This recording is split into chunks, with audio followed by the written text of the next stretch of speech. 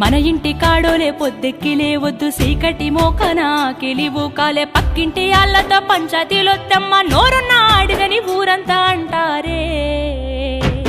అత్త వద్దన్న ఇంటికి బిడ్డో పోయి ముచ్చట్లు వెత్తకే బిడ్డ జర్రయాదిలుంచుకోవే బిడ్డో అడుగు వెళుతున్నదత్తోరిల్లు